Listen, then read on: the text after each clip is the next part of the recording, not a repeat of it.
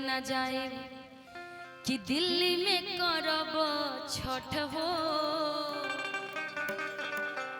एक पत्नी ऐसे हमेशा चाहे पूरा सीजन लोग बाहर रह ले, लेकिन हमने सके बिहार के यूपी के महापर्व छठ ऐसा पर्व बा जे कि टाइम निकाल करके चाहे हमने से विदेशों में हो ऐसा, लेकिन प्रयास हमेशा रहेला कि गांव जाए और गांव में जाकर के छठ बनाई अपना परिवार के साथ में, अपना माँ के साथ में। लेकिन हर साल देखिला कि टिकट जल्दी ना मिलेला, पति पत्नी दिल्ली में वालों और उनका टिकट नहीं खे मिलत, ना बस के ना ट्रेन के, और गरीब परिवार से बालो तो पत्नी अपना पति से समझावत तड़ी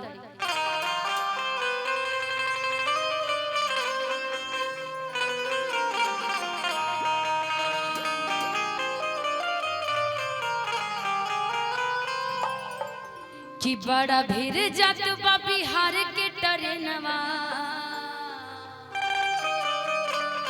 कि बाटे महंगाई कैसे चढ़ब प्लेनवा, कि जब मिलत नहीं खेती कट हो, कि जब मिलत नहीं खेती कट हो। मेरा ये लाइव गाना है, यूट्यूब पर भी मिल जाएगा, इंस्टा पे भी मिल जाएगा। कि ये सैया हम गावे न जाए, कि ये सैया हम गावे न जाए, कि दिल्ली में करब छठ हो। ए सैया हम गावे न जाए, दिल्ली में करब छठ हो। ए सैया हम गावे न जाए, बड़ा भीड़ जतबा बिहार के ट्रेनवा, बड़ा भीड़ जतबा बिहार के ट्रेनवा, बाटे महंगाई कैसे चढ़ब प्लेनवा, बड़ा भीड़ जतबा बिहार के ट्रेनवा, बाटे महंगाई कैसे चढ़ब प्लेनवा, जब मिलत नहीं खेती कट हो, मिलत नहीं खेती कट हो। ए सैया हम गावे न जाए हो, ए सैया हम गावे न जाए, दिल्ली में करब छठ हो। ए सैया हम गावे न जाए, दिल्ली में करब छठ हो। ए सैया हम गावे न जाए। बोलिए छठी मैया की।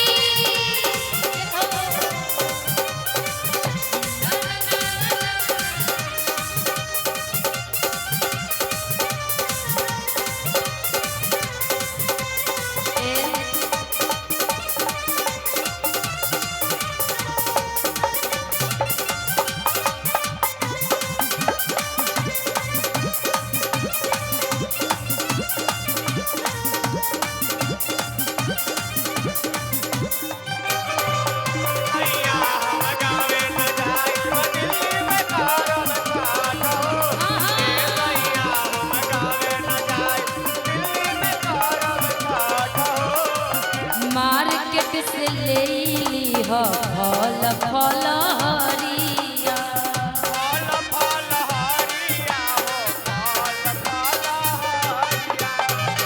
किन ली हो नया, एही जाके नया नया सुपलिया दौरा,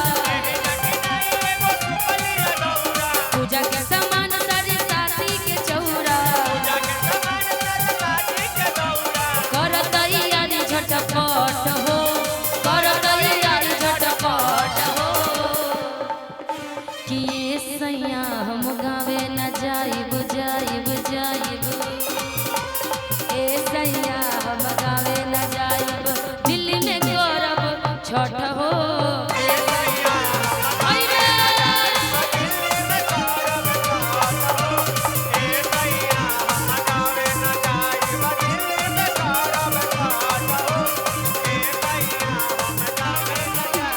हमरा के तरफा के तू बोला ना का पैबा,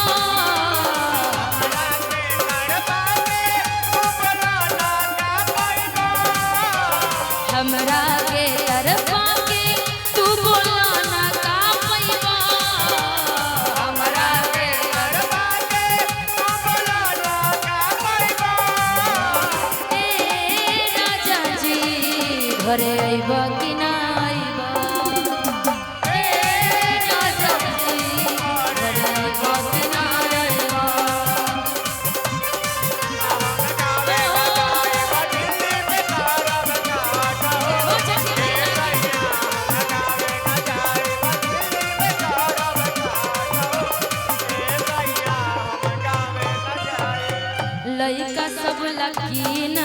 लिहा से नया कपड़ा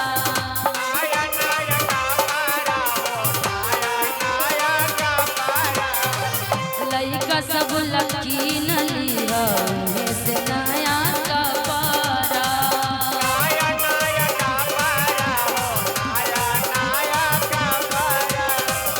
हमारा ललहना सारी ना तो होइला पारा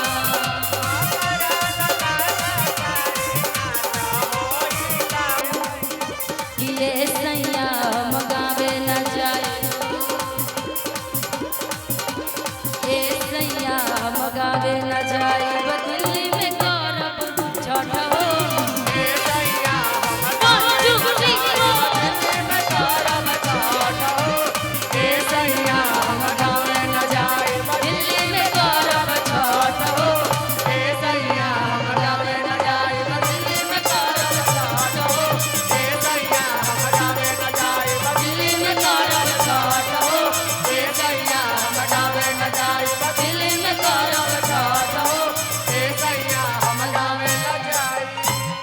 हम गावे न जाई कि दिल्ली में करब छठ हो। बोलिए छठी मैया की जय। बहुत बहुत धन्यवाद।